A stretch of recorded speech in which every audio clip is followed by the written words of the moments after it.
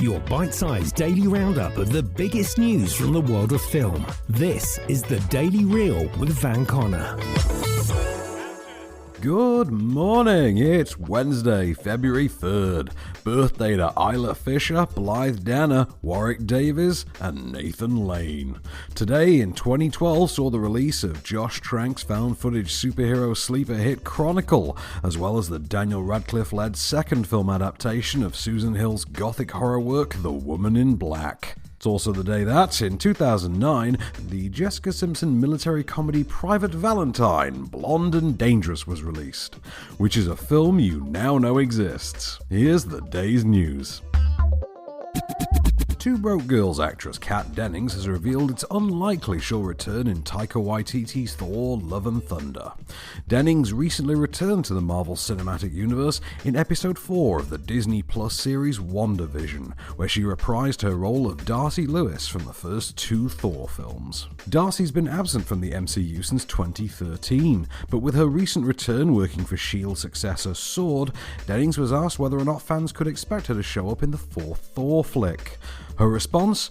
Probably not. Dennings told IGN that she hadn't gotten a call, and as Love and Thunder was presently filming in Australia, she doubted it would be coming anytime soon. Still, the actress was clear that a call would be all it took, stating, "Anything Marvel ever asks of me, the answer's always yes." WandaVision is currently airing weekly on Disney Plus, and Thor: Love and Thunder, which will see the return of both Chris Hemsworth's Thor and Natalie Portman's Jane Foster, is presently aiming for a February 18th, 2022 release. Darcy? Jane! Here! Selfie! Amelia! Crazy Rich Asians director Jon M has signed on to helm Universal's blockbuster Broadway adaptation Wicked. Chu takes over from Billy Elliot's Stephen Daldry, who left the project in October of last year, citing scheduling conflicts. Chu himself recently left Disney Plus's Willow sequel series due to similar issues. Both were thought to be complications brought about due to the pandemic. Wicked will adapt the Tony Award-winning smash hit musical of the same name, which itself was a prequel to 1939's cinematic classic The Wizard of Oz.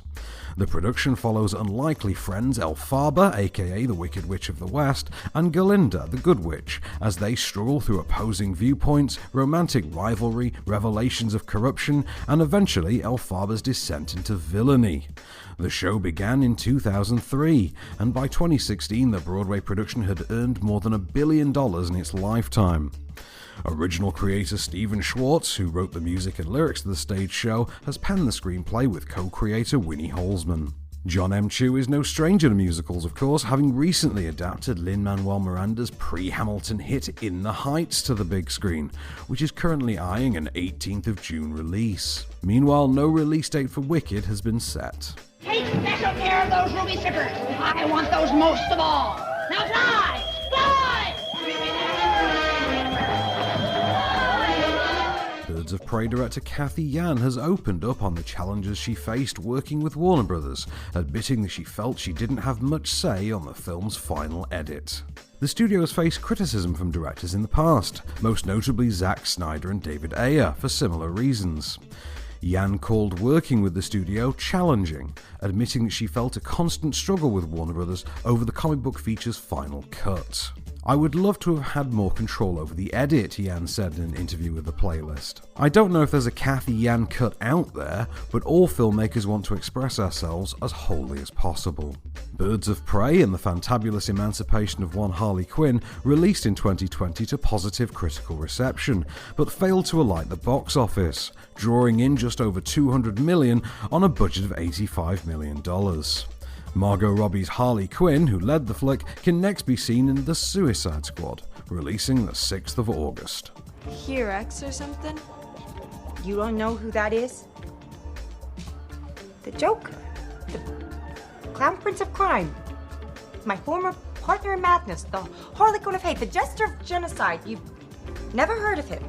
Well, sounds like a And finally, Lionsgate have confirmed that Josh Duhamel will replace Armie Hammer in the J-Lo action comedy Shotgun Wedding. The feature, about a couple on the eve of their dream marriage abroad, whose ceremony is hijacked by criminals, hit a snafu earlier this month when previous male lead Hammer was outed as a sexual predator with cannibalistic fantasies. Duhamel will also be joined by Sonia Braga and Jennifer Coolidge, who have both RSVP'd to portray the couple's mothers. Shotgun Wedding will begin production in the Dominican Republic at the end of this month, and will be directed by Pitch Perfect's Jason Moore. I thought maybe we could sign up for Grindr together. You don't know what Grindr is, do you? It's Facebook for gay people. Not what it is. Jan Belchel's New Year's Eve slasher All My Friends Are Dead arrives alongside Spanish action thriller Black Beach on Netflix from today, while Carl Theo Dreyer's The Passion of Joan of Arc is the day's edition for Mubi subscribers. Andy Serkis's directorial debut Breathe is on BBC Two this evening, along with The Untouchables on ITV4, Geostorm and Kidulthood are on 5-Star, The League of Gentlemen, The Huntsman Winter's War, Searching and The Lovely Bones are showing on Film 4, and Marie Antoinette, The Guest and Legion are showing on Sony Movies. While your Sky Cinema and Now TV premiere for today is the anime romance tale Weathering With You. This has been the Daily Reel for Wednesday, February 3rd. Keep it cinematic. See you tomorrow. The Daily Reel is a Candystore production, presented by Van Connor and written by Calvin Prickett. All information is correct at the time of writing, and source links are in the description for each episode. Don't forget to rate, review and subscribe on all good podcast platforms, or ask Alexa to install the Daily Reel skill for your morning flash briefing. Follow the show on social at Daily Reel Pod, and we'll be back every weekday. Until then, keep it cinematic.